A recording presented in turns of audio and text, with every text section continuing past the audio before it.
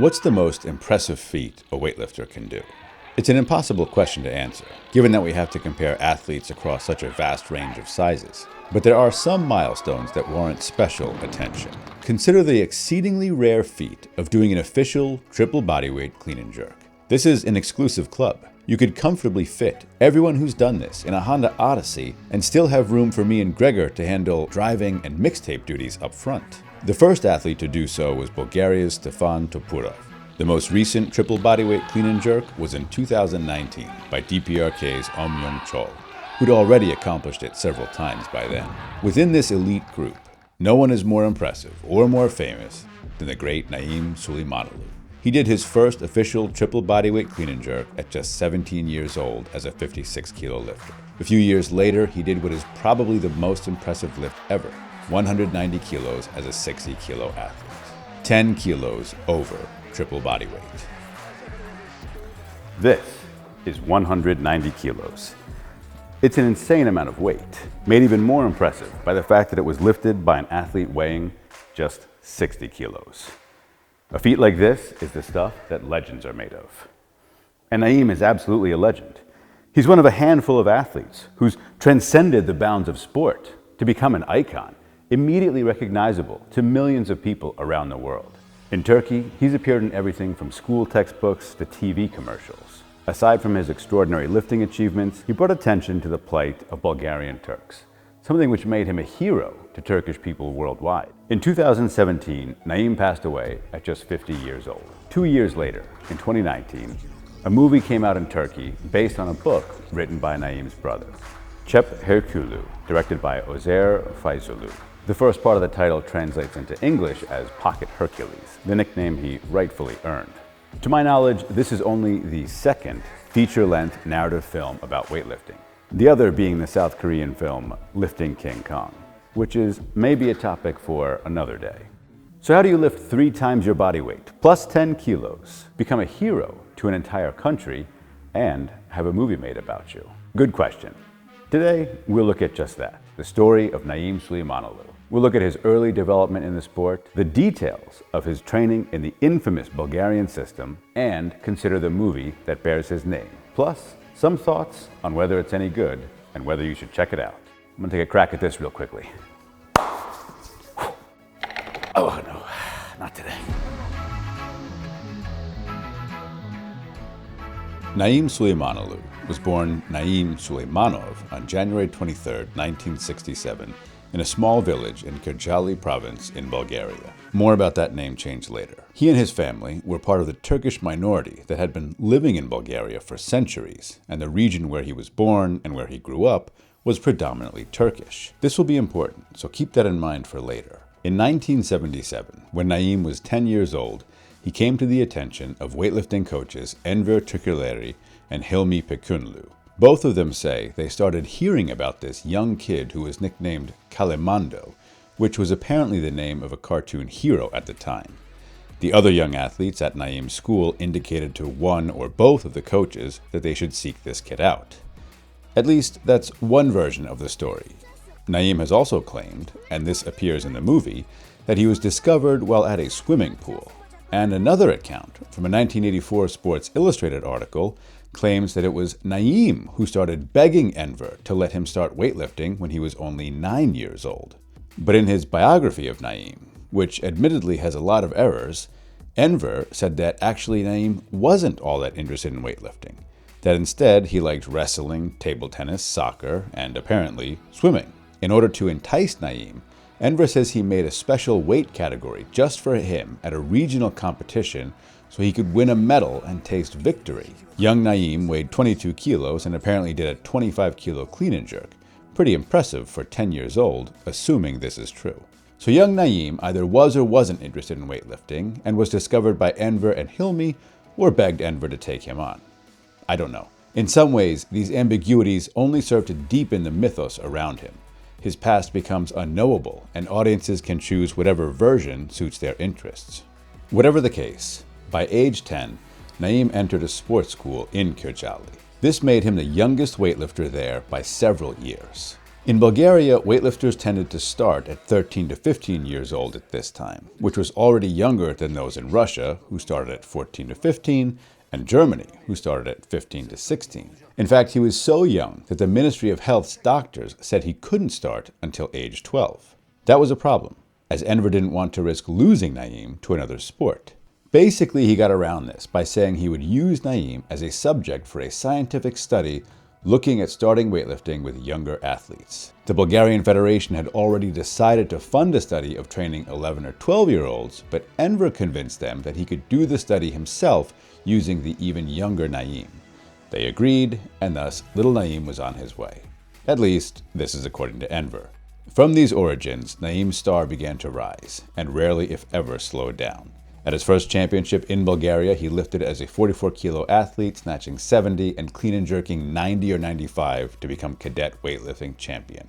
To put it another way, by age 12, Naim was doing over a double bodyweight clean and jerk.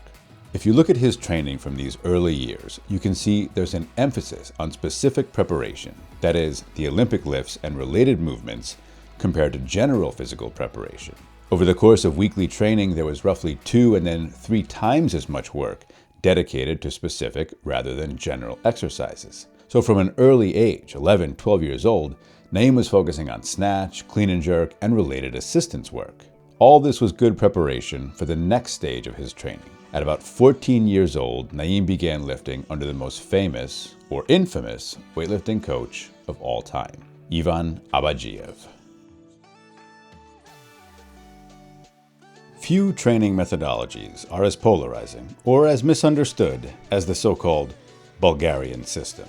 To really understand this method, we need to go back, way back, to 1980s Bulgaria, when the team was at its peak. Whoa, sweet. Here we are in 1980s Bulgaria. This could also be New Jersey in like June. Anyway, at its core, the Bulgarian approach whittles down training to just a few basic lifts. Generally snatch, clean and jerk, front squat, and back squat. Power snatch and power clean and jerk may also be utilized, although the focus is always on the classic lifts. Such a reduced number of movements is the first thing that sets it apart from more traditional programs, which may feature dozens of exercises, partial lifts, block lifts, pulls, presses, and so on. The other distinguishing feature of Abadjiev's training is the frequency of attempts at maximal or near maximal weights. In the Soviet approach, it's important to do significant work in the 60 to 80% range, and maximal attempts are often restricted to certain periods of training. The Bulgarian system, by contrast, considers the attempts at 90% and above to be critical, regardless of the training period or distance from competition. There is thus a daily emphasis on near maximal and maximal attempts. But wait, this is not just some max out all day everyday shit. Abadjiev's approach and coaching style may have been a bit of a meat grinder for athletes, but it wasn't without structure. If you watch the School of Champions documentary about the 1987 Bulgarian team, which you should, and read Enver's account of Naim's training, you can see that they were tracking the reps, sets, and weights, and modifying the training based on their results. They would adjust intensities and volume and see what worked in order to squeeze the maximum results out of their athletes while keeping them psychologically sharp. Taken together, the basics of the Bulgarian system are thus the following. First, a focus on intensity rather than volume as the most important factor in training. Second, a reliance on the classical lifts, power variants, and squats, front squats in particular, rather than a large variety of assistance exercises. Third, increasing intensity by increasing the attempts at 90%, 100%, and higher. And fourth, the regular use of competition tests in training, weekly or twice weekly, to develop the psychological and tactical fitness of the athlete. Hold on. Time out for a second. Let's take these. Oh, that's better. I just need to cut in here for a second to address the enormous Dianabol pink elephant in the room. Whatever may have contributed to the success of the Bulgarian team in the 1980s, you cannot deny that performance-enhancing drugs, and anabolic steroids in particular, played a role. But it's not as simple as saying the program was successful only or primarily due to drug use. In the 1970s and 80s, when Naim was coming up in the Bulgarian system, drug use was widespread in many countries. The problem is that we don't have good evidence of how individual countries or athletes were doping. Maybe that data exists somewhere. If so, I haven't seen it. For obvious reasons, countries aren't keen to publish the drug regimens of their athletes. What we do have are hints, suggestions, admissions of guilt, and rumors, along with a handful of positive tests. The Bulgarians, for example, had 2 athletes test positive for the diuretic furosemide at the 1988 Games in Seoul, and they subsequently withdrew their entire weightlifting team. Furosemide is not per se a performance-enhancing drug, but it can be used to mask performance-enhancing drugs like anabolic steroids. So the assumption is that it was being used for this purpose rather than for its strictly diuretic properties. The same 1984 Sports Illustrated article that I mentioned earlier touches on the accusations of doping, and the team largely denies them. According to Abagiev, the 2 positive tests from the 1976 Olympics, where 2 Americans and many others also tested positive, forced them to change their ways. But the article also notes that the team's physician prescribed steroids only twice each year, for a few weeks at a time, during the heaviest period of training to speed recovery. Although in the case of Naim, the doctor says, "He is so young we think he will have more tallness, so he is without anabolics in his life." I'm not sure he was right about the tallness.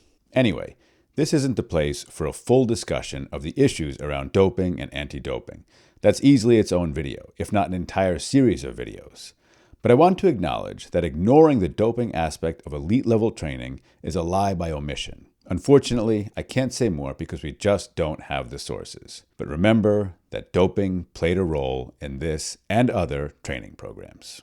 Naim entered this program when he was just 14 years old, training multiple times a day, 6 days a week. But consider a couple points. One is that he'd spent 4 years doing a more varied program that included exercises to develop his technique, strength, and general physical capabilities. So he wasn't going in cold, so to speak. And he was gradually acclimated to the most intense form of Bulgarian training over the period of several years. If you look at his training from 1980, this is according to Enver at least, you can see it doesn't strictly adhere to just the lifts and squats. The morning session had snatch from blocks above the knee and jerks from the rack in order to work on his particular technical faults in the classical lifts. And the evening session had some pulls. Plus there was time set aside for table tennis, swimming, and soccer in order to alleviate the psychological stress of all this training. It's kind of ironic that additional training is included to alleviate the stress of training, but I digress. The intensity of this training varied during the course of the month. The first week was heavy, the second week light, the third week moderate, and the fourth week heavy. In subsequent years, the volume and intensity increased as Naim adjusted to the program. Look at the extraordinary intensity of Naim's program by 1986, once he'd been in the Bulgarian system for several years.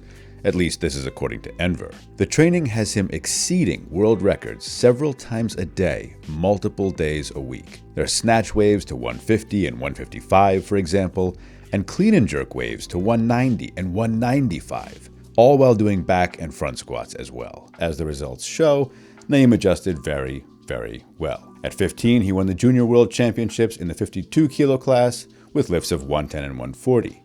At 16, he set his first senior world record with a 160 clean and jerk in the 56 category. At his first senior worlds in 1983, still 16, he did 130 and 160 for a 290 total, again as a 56, winning silver.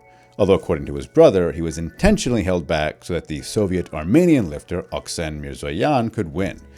Who knows? Curiously, and disappointingly in my view, the movie ignores this second place finish. The competition is shown, along with a misloaded barbell incident, but there's no mention of Naim losing to Oksen. This is unfortunate, since according to Enver, this defeat at the 1983 Worlds was part of what gave Naim such an intense drive to be a champion. Enver even makes a point of saying he always trained more like someone who'd lost their most recent competition, rather than like someone who just won. But, as we'll get to, this isn't really a movie about Naim the athlete, at least not at its core. Just a few months after the 1983 Worlds, Oksen and Naim would face each other again at the 1984 European Championships. This time, Oksen bombed in the snatch, while Naim won gold across the board, doing 130, 167.5 for a 297.5 world record total, 30 kilos more than second place. At this rate, Naim was well on his way to becoming an Olympic champion in 1984. But there was a problem. It's easy to say this in retrospect, but all indications suggest that had Naim gone to the 1984 Olympic Games in Los Angeles, he would have won them, and won them easily. Unfortunately, the Soviet led a boycott of the Games that ultimately numbered 14 countries, including Bulgaria. Whether in retaliation for the US-led boycott of the 1980 Games in Moscow, or for the official reason of security concerns, or for some other reason, the result was the same. Many of the world's best athletes, and weightlifters in particular, would not be present. The Soviet bloc ended up hosting their own sports festival after the LA Games, called the Friendship Games, and here Naim did 132.5 and 165 in the 56 kilo category, 30 kilos more than the gold medal winner at the LA Olympics. But the Friendship Games weren't the Olympics, and according to Enver, Naim worried he'd never be Olympic champion, despite being just 17 years old and having been in the sport for less than a decade. While I never had a chance to speak with Naim about the 84 Games, or about anything, I have talked with American athletes who were affected by the boycott of the 1980 Games. Their trajectories varied afterward, but for all of them, the lost opportunity had a profound impact on them. What they took from me was my opportunity to march into the stadium with all the other athletes under our flag, to go on a platform and represent my country in an Olympic Games, which is what I dreamed about for 10 years. But for many of us, hundreds of us, this was our only Olympics. And some of them really took it I took it hard, I didn't like it, but you go on with your life, you have to. But some people took it even harder than that. And I think it affected some people's lives too, unfortunately. It's ruined my life, but that's what I want to do. Naim would get to be Olympic champion 3 times, but it wouldn't be for Bulgaria. I mentioned earlier that Naim was part of the large Turkish minority living in Bulgaria, and I mentioned that this would be important later on. Well, we've reached later on. A full history of the Turkish peoples in Bulgaria is beyond both the scope of this video and my knowledge of the subject, but let's get a few basics down. Turks and other Muslim minorities had been living in Bulgaria for centuries, at least as far back as the 14th century, when the region was conquered by the Ottoman Empire. In communist Bulgaria, from about 1944 to 1990, the situation for Turkish minorities shifted over time. Initially, they were recognized as having equal rights, even as they maintained a separate Muslim Turkish identity within the Bulgarian state. But that approach was pretty short-lived. Subsequent decades saw some instances of forced emigration, some efforts at reintegration, and a steady decline in how much the government tolerated Turkish language and culture. By the 1970s and 80s, the goal had shifted to forcibly integrating Turks into Bulgarian society, and in doing so, actively suppressing manifestations of Turkish or Islamic culture. This was officially framed by the Bulgarian state as a process of revival. That is, Turkish and other minorities were suddenly remembering their roots as Bulgarians and were thus voluntarily choosing to integrate and reject their supposedly backward folk traditions. In reality, this was the state doing all it could to erase the existence of a minority group and have them deny their culture and history. The Turkish language was forbidden, Turkish forms of dress, music, and customs had to be renounced, mosques were closed, and Turks were forced to change their names to more Slavic names. It's worth noting that while the state tried to portray this as a voluntary effort by the Turks, in reality it was imposed administratively, often with violence. Thus, in 1985, Naim Süleymanoğlu was given the new name of Naim Süleymanoğlu. Аплодисменти за Наум Шаламанов. Publicly, he had no choice but to accept this. Again, the state could and did use violence against the Turks. Privately, according to both Enver and Naim's brother, Naim was heartbroken at this name change and at the widespread oppression and violence against his people. It was this factor that ultimately led to Naim's story turning into a quasi-espionage movie. According to some sources, there had been talk of getting Naim to defect from Bulgaria as early as 1985 at that year's World Cup. For whatever reason, it didn't happen then. But the following year, in 1986, it did happen, at the banquet following the World Cup in Melbourne, Australia. In the film's version of events, this includes Naim running out of a back door while his handlers are distracted, a foot chase through kitchens and back hallways, and then a high-speed car chase, all accompanied by the energetic soundtrack of Vivaldi's Winter. In reality, Naim just walked out. Like he said he had to go to smoke or use the bathroom or something, and then just left.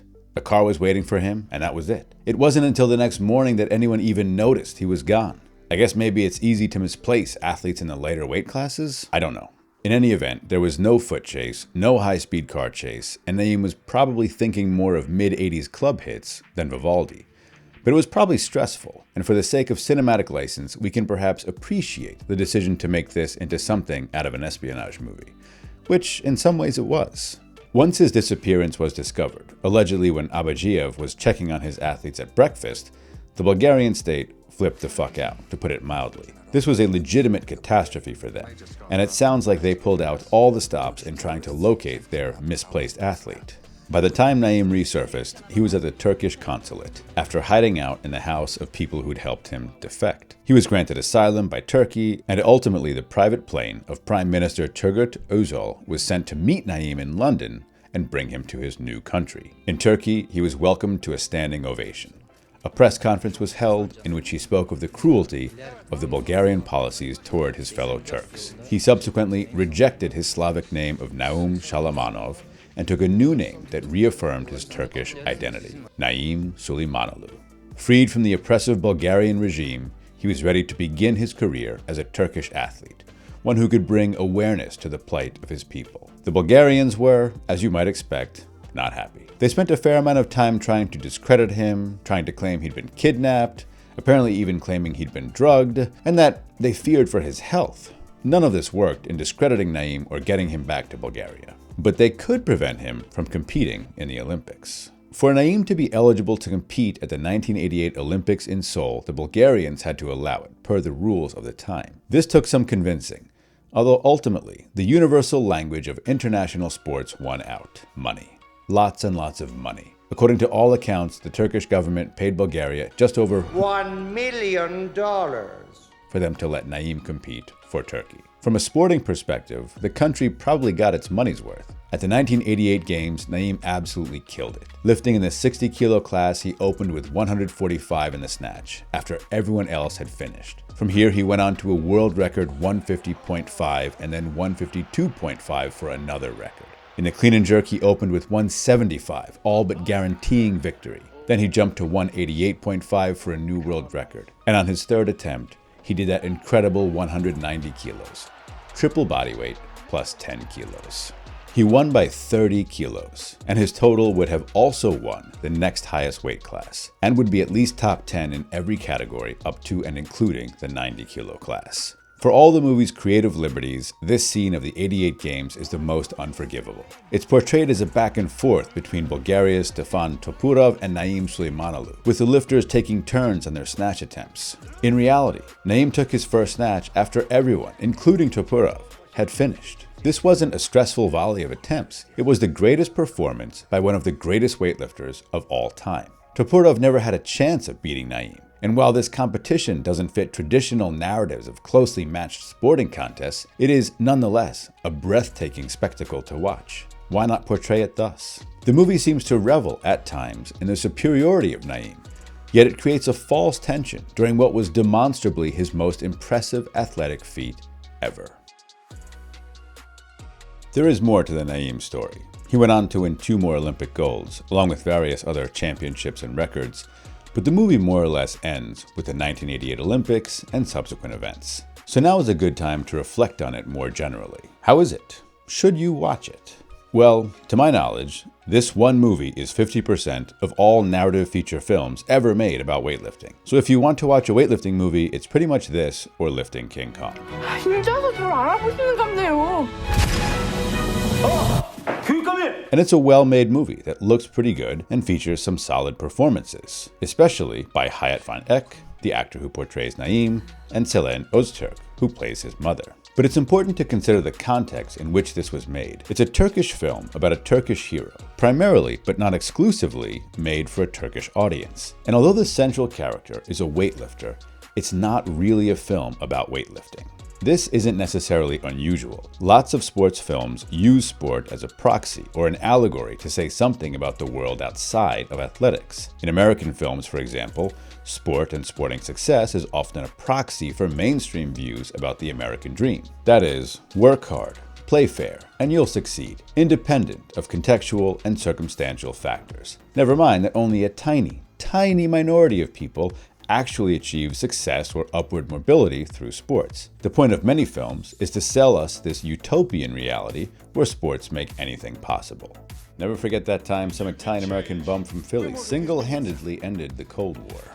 Everybody should change. So what is the Naim movie about, if not weightlifting? I have some thoughts, but remember that I am not the target audience. There are two scenes at the film's start that I think are important to understanding it. The first occurs at the very beginning, when we see a young Naim swimming in a river and then running to meet his mother, who gently chides him for not listening to her. Naim! These idyllic moments of childhood and family interactions are exactly what Naim will lose once he begins his training as a weightlifter. Süleymanoğlu himself noted this, according to sources. After winning the 1989 World Championships, he lamented, "I envy children. Everything I remember is only training and championships. I gained gold medals and I lost my childhood." Also remember that this is based on a book by his brother, who would have lost Naim as a family member in some sense when he moved away to live at the sports school at only 10 years old. The other important scene is just a few minutes later, when Naim's father brings home a television. More than just a moment of familial excitement, the arrival of the television anticipates the way Naim will become a national and international star for Turkish people everywhere, thanks in large part to the dissemination of his image on TV. We can see this at the end of the film. The rows of cameras from major news networks indicate the reach of Naim's voice, and how he has gone from being a viewer to the person being viewed. Shortly before this scene was that of the 1988 Olympics, another moment when Naim's image was sent around the world. The movie is working within this realm of image and myth-making, illustrating how far Naim has come from his origins in a small Bulgarian village. TV made this possible.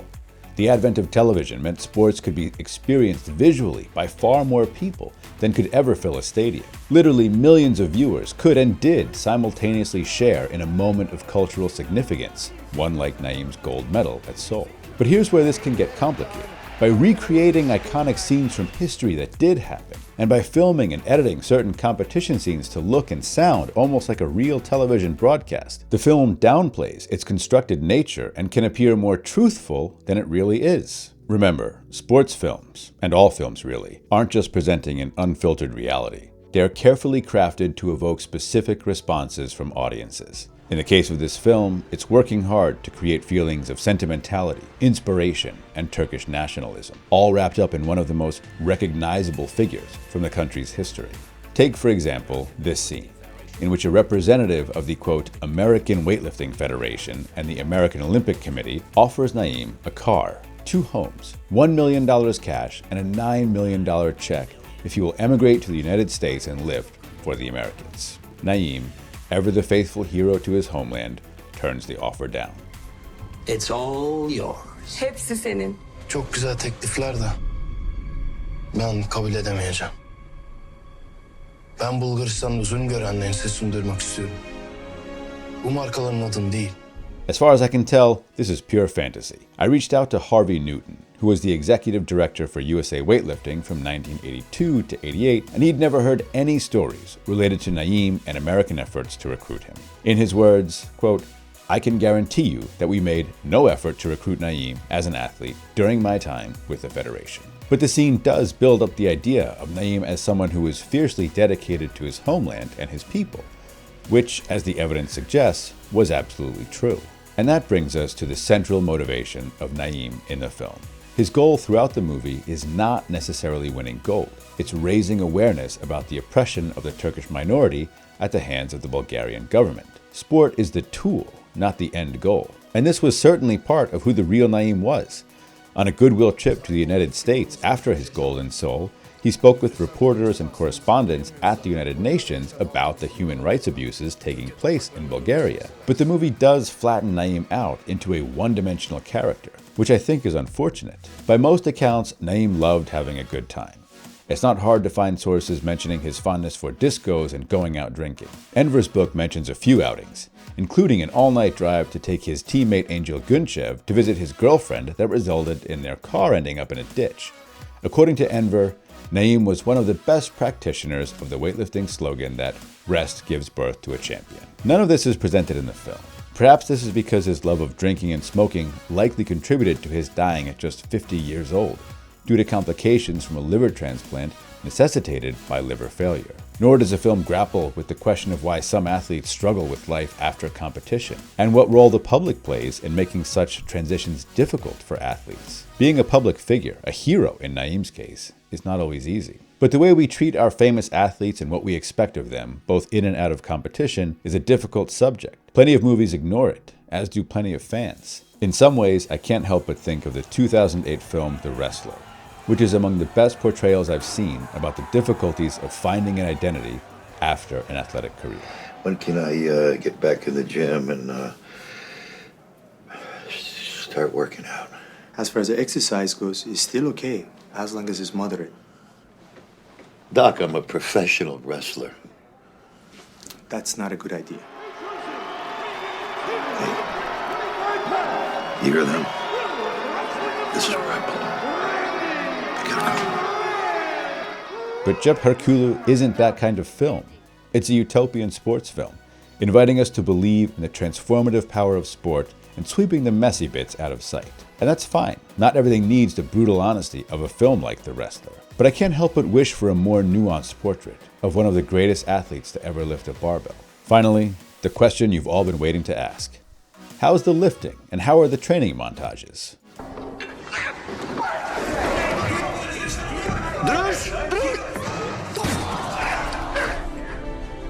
Let's just say it probably won't be putting ATG out of business anytime soon. Thank you all so much for watching. We hope you enjoyed this video. I also want to thank Bruce Clemens for providing some photos, Harvey Newton for answering questions about Naim in the US, and Group 3 Barbell in Madison, Wisconsin for letting me load 190 kilos in their space. To reiterate one point, there are a lot of sources on Naim, and a lot of them have slightly different or even contradictory accounts. If you want to see my sources and follow up on them, I'll provide a link below to my research. Finally, thank you so much to all our Patreon supporters. If you want to see more videos like this and be part of a community of great weightlifting fans, check out our Patreon page. Thanks again, and we'll see you next time. Does anyone need this? 190?